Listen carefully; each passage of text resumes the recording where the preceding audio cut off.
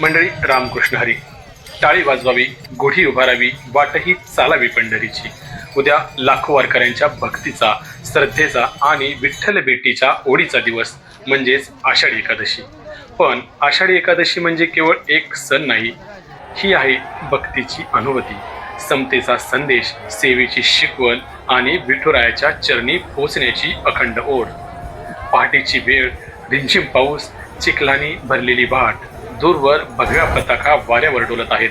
हजारो वारकऱ्यांच्या पावलांचा आवाज, टाळ मृदुंगाचा नाद आणि लाखो कंठातून एकच गजर, ज्ञानोबा तुकोबा, ज्ञानोबा तुकोबा. मंडळी, ही गर्दी नाही, हा केवळ उत्सव नाही, ही फक्त यात्रा नाही, ही आहे वारी, संतांची वारी, भक्तीची वारी, समतेची वारी, सेवेची वारी आणि त्या सावळ्या विठुरायाच्या भेटीची वारी. वारी म्हणजे चालणं नाही, तर वारी म्हणजे जगणं आहे.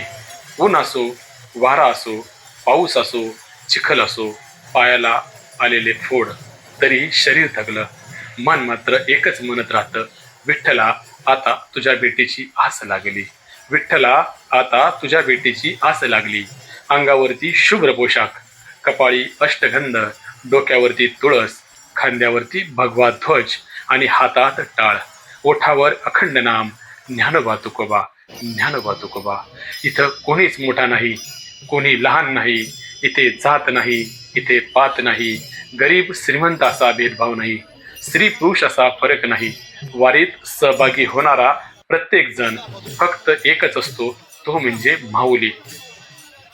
याच वारीनं महाराष्ट्राला शिकवलं, माणूस मोठा त्याच्या जातीनं नाही, तर त्याच्या कर्मानं होत असतो.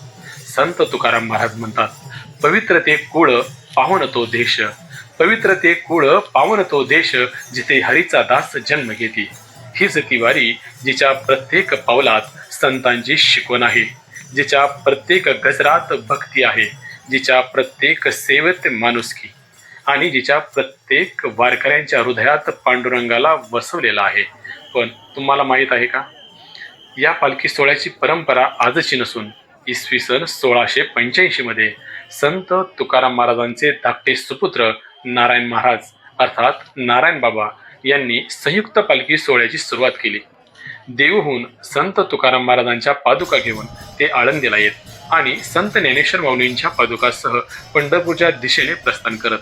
त्यानंतरनं इसवी सन 1832 मध्ये हैबत बाबा अरफळकर यांनी संत ज्ञानेश्वर माऊलींची स्वतंत्र पालखी सेवा सुरू केली आणि तेव्हापासून देहू आळंदीच्या पालख्या लाखो वारकऱ्यांना सोबत घेऊन विठुरायाच्या भेटीसाठी पंढरीच्या दिशेने निघू लागल्या. शेकडो वर्षाची ही परंपरा आजही तितक्याच श्रद्धेने, तितक्याच उत्साहाने आणि तितक्याच भक्तिभावाने सुरू आहे. कारण मंडळी, वारी म्हणजे परंपरा नाही, वारी म्हणजे संस्कृती आहे. वारी म्हणजे केवळ पंढरपूरपर्यंतचा प्रवास नसून वारी म्हणजे स्वतःच्या मनापर्यंत पोहोचण्याचा प्रवास आहे.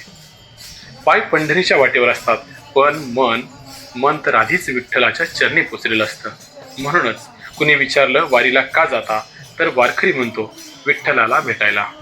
आणि कुणी विचारलं दरवर्षी का जाता, तर उत्तर एकच असतं, ज्याच्यावर प्रेम असतं त्याला भेटायला वर्षातून एकदाच पुरेसं नसतं.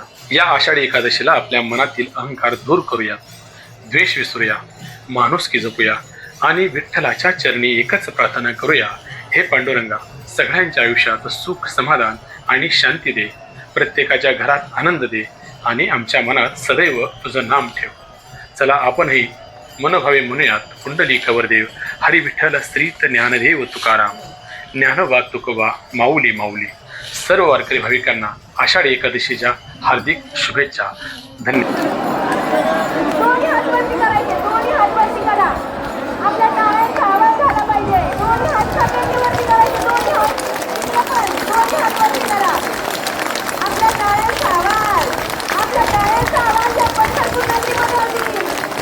बोला